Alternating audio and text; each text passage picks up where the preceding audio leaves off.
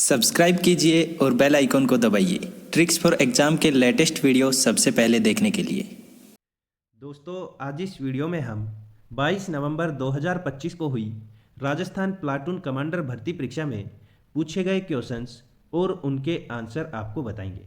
तो दोस्तों, वीडियो को पूरा देखें और इसे ज़्यादा से ज़्यादा शेयर करें। पहला क्वेश्चन, सूची 1 को सूची 2 से सुमेलित करें।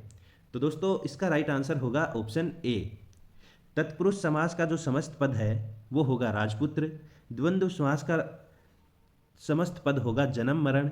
बहुब्रीहि समाज का समस्त पद है पीताम्बर और द्विगु समाज का समस्त पद है नवरत्न। अगला क्वेश्चन, नीचे दो कथन दिए गए हैं।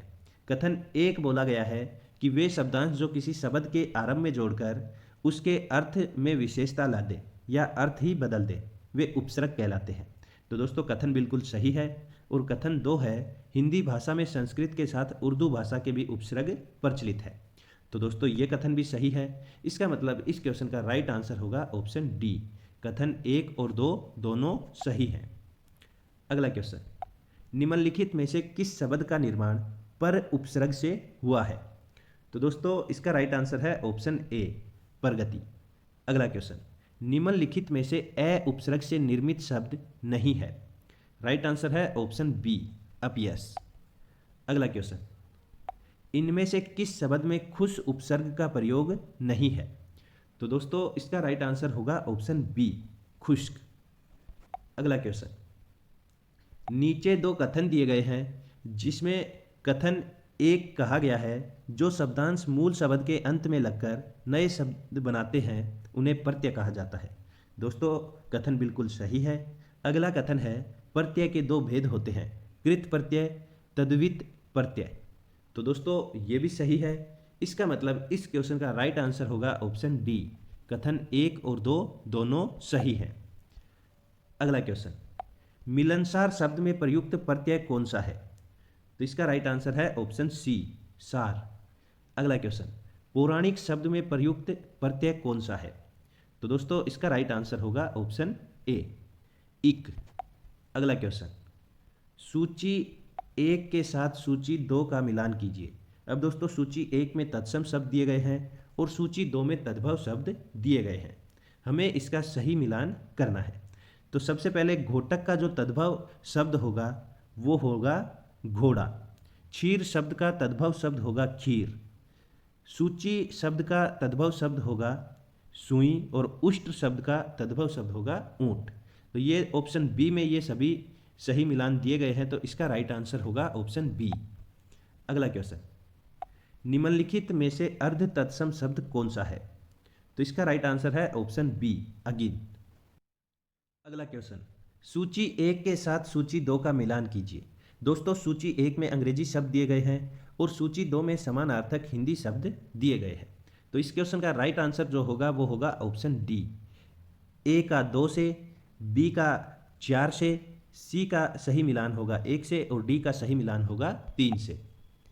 अगला क्वेश्चन, सूची 1 के साथ सूची 2 का मिलान कीजिए। अब दोस्तों, इसका जो राइट आंसर होगा वो होगा ऑप्शन बी, ए का 3 से, बी का 1 से, सी का सही मिलान होगा 4 से और डी का सही मिलान होगा 2 से। तो इसका राइट आंसर है ऑप्शन बी। अगला क्वेश्चन, एश्योरेंस की हिंदी बताइए। तो दोस्तों, एश्योरेंस की हिंदी जो होती है वो होती है आश्वासन। तो इसका राइट आंसर है ऑप्शन डी। अगला क्वेश्चन, ज्यूरिसडिक्शन की हिंदी बताइए। तो दोस्तों, इसका राइट आंसर होगा ऑप्शन डी, क्षेत्राधिकार।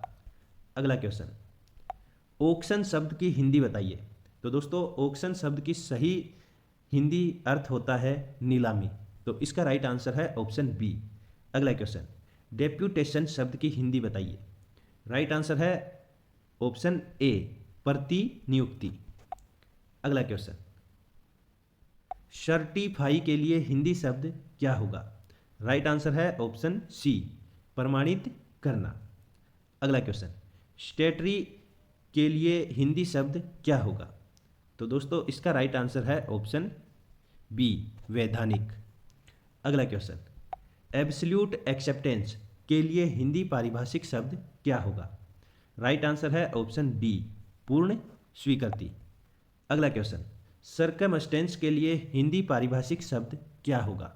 राइट आंसर है ऑप्शन ए, परिस्थिति।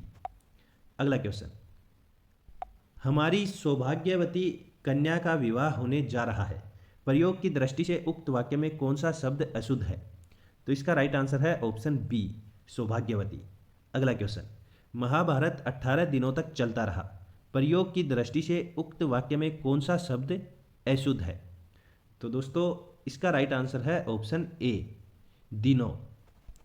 अगला क्वेश्चन, अनुत्तीर्ण होने की खबर सुनकर उसका चेहरा गिर गया, उक्त वाक्य शुद्धि हेतु गिर की जगह कौन सा शब्द उपयुक्त होगा? तो दोस्तों इसका राइट आंसर होगा ऑप्शन डी, उतर। यानी कि अनुत्तीर्ण होने की खबर सुनकर उसका चेहरा उतर गया, यह शुद्ध वाक्य होगा। अगला क्वेश्चन, इनमें से वाक्य शुद्ध है, यानी कि कौन सा वाक्य शुद्ध है? तो इसका राइट आंसर है ऑप्शन बी, ए, बी और ई। यानी कि वाक्य ए, बी और ई सही हैं, जबकि सी और डी अशुद्ध वाक्य हैं। अगला क्वेश्चन, इनमें कौन से वाक्य शुद्ध है?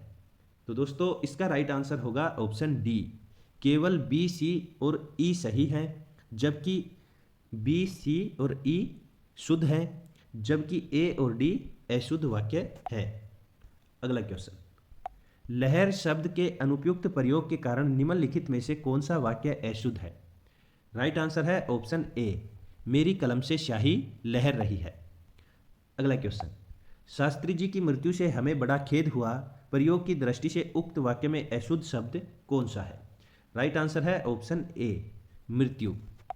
अगला क्वेश्चन, फल फूल में प्रयुक्त विराम चिन्ह कौन सा है? तो दोस्तों फल फूल में जो प्रयुक्त विराम चिन्ह है वो है योजक चिन्ह।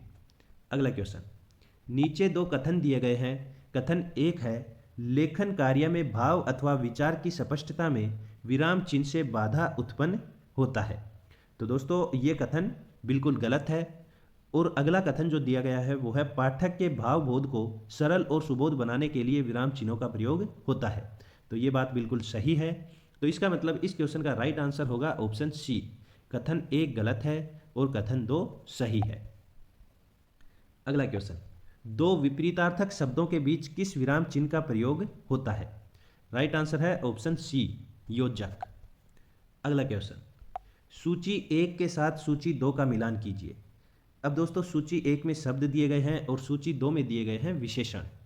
तो इसका जो सही मिलान होगा वो होगा, सुडोल का सही विशेषण है गुणवाचक, चौगुना का विशेषण है संख्यावाचक, दो शेर का विशेषण है परिमाण बोधक और यह का विशेषण है सार्वनामिक। तो इसका मतलब इस क्वेश्चन का राइट आंसर होगा ऑप्शन डी। अगला क्वेश्चन, घास हरी होती है, इस वाक्य में होती है क्या है? तो दोस्तों इस वाक्य में होती है जो है वो है क्रिया। तो इसका राइट आंसर है ऑप्शन बी। अगला क्वेश्चन, नीचे दो कथन दिए गए हैं। कथन एक है, जिन शब्दों से किसी कार्य के होने या करने का बोध होता है उसे क्रिया कहते हैं, बिल्कुल सही है। अगला कथन है, क्रिया के मूल रूप को धातु कहते हैं और धातु से क्रिया बनाई जाती है, ये भी बिल्कुल सही है। इसका मतलब दोस्तों इस क्वेश्चन का राइट आंसर होगा ऑप्शन डी। अगला क्वेश्चन, जिस शब्द के रूप में लिंग वचन पुरुष कारक आदि के कारण कोई विकार उत्पन्न नहीं होता उसे क्या कहते हैं? तो दोस्तों इसका राइट आंसर है ऑप्शन ए, अव्यय। अगला क्वेश्चन, अव्यय के संबंध में निम्नलिखित में से कौन सा कथन सही नहीं है? राइट आंसर है ऑप्शन सी, अव्यय प्राय लिंग वचन परसर्ग आदि से प्रभावित रहते हैं। अगला क्वेश्चन, आशुतोष को मैंने नहीं देखा, वाक्य में प्रयुक्त अव्यय की पहचान कीजिए। तो दोस्तों इसका राइट आंसर है ऑप्शन सी, नहीं। अगला क्वेश्चन, निम्नलिखित में से नदी का पर्यायवाची नहीं है। राइट आंसर है ऑप्शन सी, रजनी। अगला क्वेश्चन, रिक्त स्थान के लिए उपयुक्त शब्द का चयन कीजिए। आनंद आहाद से उसी प्रकार संबंध है जिस प्रकार इच्छा किससे संबंधित है? तो दोस्तों इसका राइट आंसर होगा ऑप्शन डी, जिस प्रकार इच्छा आकांक्षा से संबंधित है। अगला क्वेश्चन, इनमें से गंगा का पर्यायवाची नहीं है। तो इसका राइट आंसर है ऑप्शन बी, सर सिज। अगला क्वेश्चन, अनुरक्ति के लिए प्रयुक्त होने वाला विलोम शब्द कौन सा है? राइट आंसर है ऑप्शन सी, विरक्ति। अब दोस्तों अगले क्वेश्चन का जो राइट आंसर होगा वो होगा ऑप्शन डी। अगला क्वेश्चन, वर्तनी की दृष्टि से अशुद्ध शब्द कौन सा है? तो दोस्तों इसका जो राइट आंसर होगा वो होगा ऑप्शन बी, प्रशंसा। अगला क्वेश्चन, वर्तनी की दृष्टि से शुद्ध शब्द कौन सा है? राइट आंसर है ऑप्शन डी, प्रतीक्षा। अगला क्वेश्चन, वर्तनी की दृष्टि से शुद्ध शब्द कौन सा है? तो दोस्तों जिस उज्ज्वल शब्द में दो जय आधे होते हैं वही राइट होता है, तो इसका राइट आंसर है ऑप्शन बी। अगला क्वेश्चन, वर्तनी की दृष्टि से अशुद्ध शब्द कौन सा है? तो दोस्तों इसका राइट आंसर है ऑप्शन डी। अगला क्वेश्चन, इनमें से कौन से शब्द वर्तनी की दृष्टि से शुद्ध है? तो दोस्तों इनमें से वर्तनी की दृष्टि से जो शुद्ध शब्द हैं वो हैं केवल ए, बी और सी, यानी कि ए, बी और सी सही हैं जबकि डी और ई अशुद्ध शब्द हैं। अगला क्वेश्चन, निम्नलिखित में से कौन से शब्द वर्तनी की दृष्टि से अशुद्ध हैं? तो दोस्तों इसका राइट आंसर है ऑप्शन ए, केवल ए, बी और ई सही हैं जबकि सी और डी अशुद्ध है। अगला क्वेश्चन, इनमें से कौन से शब्द वर्तनी की दृष्टि से शुद्ध हैं? तो इसका राइट आंसर है ऑप्शन डी, ए, सी और ई सही हैं, डी और बी अशुद्ध है। अगला क्वेश्चन, वर्तनी की दृष्टि से शुद्ध शब्द कौन सा है? राइट आंसर है ऑप्शन बी, उन्मिलित। अगला क्वेश्चन, वर्तनी की दृष्टि से अशुद्ध शब्द कौन सा है? राइट आंसर है ऑप्शन सी, पूजनीय। दोस्तों वीडियो को लाइक करें, ज़्यादा से ज़्यादा शेयर करें और आगे भी ऐसे ही इम्पोर्टेंट वीडियोज़ के लिए चैनल को सब्सक्राइब जरूर करें।